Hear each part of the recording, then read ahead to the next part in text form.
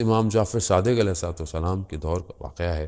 ایک شخص تھا عمار دھونی، اور کوئی اس کو مشکل پیش آ گئی اس زمانے میں، اور اسے قاضی کے پاس جانا پڑ گیا، کیونکہ اس زمانے میں وہ قاضی اور حکومتیں بھی اہل سنت تھیں، تو قاضی بھی جو تھا وہ اہل سنت تھا. یہ ان کے پاس گیا اور قاضی کو اپنے کچھ مسئلہ تھا، اس کے لیے شہادت گواہی پیش کی. تو قاضی نے کہا کہ میں تمہاری شہادت کو قبول نہیں کروں گا. کیوں قبول نہیں کروں گا؟ کہا کہ دو وجہ سے میں تمہاری شہادت کو، ایک تو تم شیعہ ہو اور تم رافضی ہو. رافضی جو ہے وہ اس زمانے میں جو یہ کہتے تھے کہ جنہوں نے جو ہے وہ روش پیمبر یعنی پیمبر کی سنت کو اور جو ہے وہ اہل سنت کو جو ہے وہ چھوڑ دیا ہو، اس کو یہ کہتے تھے رافضی. اور رفضہ جو ہے وہ لغت میں کنارہ کر دینا، یعنی کسی چیز کو چھوڑ دینا کے معنوں میں استعمال ہوا ہے. قاضی نے جب یہ کہا کہ تم نے جو ہے وہ خلفاء اور ان کی ساری چیزوں کو چھوڑ دیا ہے اور تم امامت امیر المومنین کے معتقد ہو اور ائمہ علیہ السلام کو، اور تم ان کو جو ہے وہ امام مانتے ہو، اس لیے جو ہے وہ میں تمہاری شہادت کو قبول نہیں کروں گا. یہ سننا تھا. اس نے گریہ شروع کر دیا، رونا شروع کر دیا. قاضی نے دیکھا کہ وہ گریہ کر رہا ہے تو وہی سمجھا کہ شاید یہ اپنے عقیدے کی وجہ سے جو ہے وہ شرمندہ ہے. کہا کہ اگر تم اپنے عقیدے سے پلٹنا چاہتے ہو تو میں تمہاری مدد کروں گا.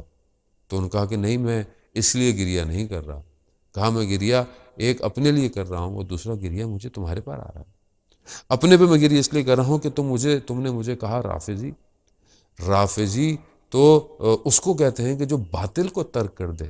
رافضی سب سے پہلے جو لفظ استعمال ہوا وہ ان ساحران، ان جادوگروں کے لیے استعمال ہوا تھا کہ جنہوں نے فرعون کو ترک کر دیا تھا اور حضرت موسیٰ علیہ السلام کی طرف مائل ہو گئے تھے، اور انہوں نے باطل کو ترک کر دیا تھا. گناہوں کو ترک کر دینا جو ہے وہ رافضی کہلاتا ہے. اور تم نے مجھے کہا ہے کہ میں اپنے اندر یہ صلاحیت نہیں پاتا، میں اپنے اندر اس وجود کو نہیں پاتا کہ میں نے ان ساری چیزوں کو ترک کر دیا ہو.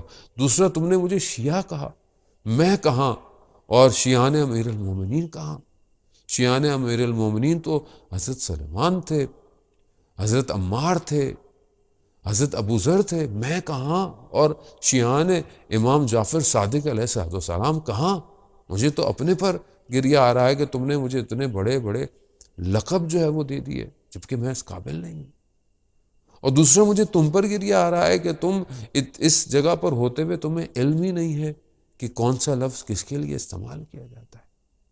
وہ شخص بہرحال وہاں سے اٹھا اور جب امام کی خدمت میں یعنی امام جعفر صادق علیہ السلام کی خدمت میں پہنچا تو امام کو جب اس نے بتایا تو امام نے کہا کہ بہت اچھا کام کیا تم نے، اور تم نے جو ادب اور احترام کیا اور ہمارے اس کے لیے تم نے دفاع کیا، ڈیفینڈ کیا، خدا تمہارے سارے گناہوں کو معاف کر دے.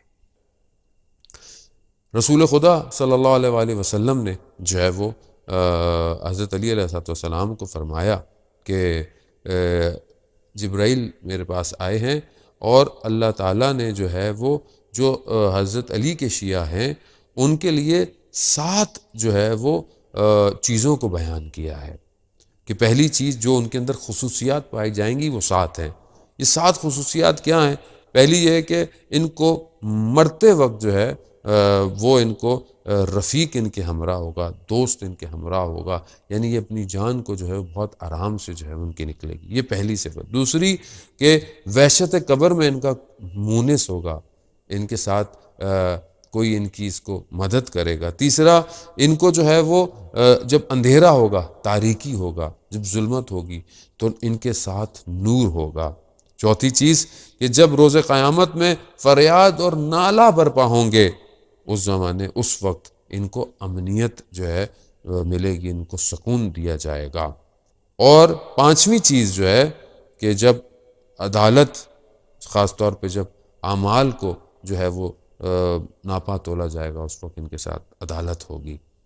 اور جب صراط سے گزارا جائے گا تو ان کے پاس صراط سے گزرنے کا جو ہے وہ جواز ہوگا، ان کے پاس ایسی چیز عطا کی جائے گی تاکہ یہ صراط سے جو ہے وہ آرام سے گزر سکے.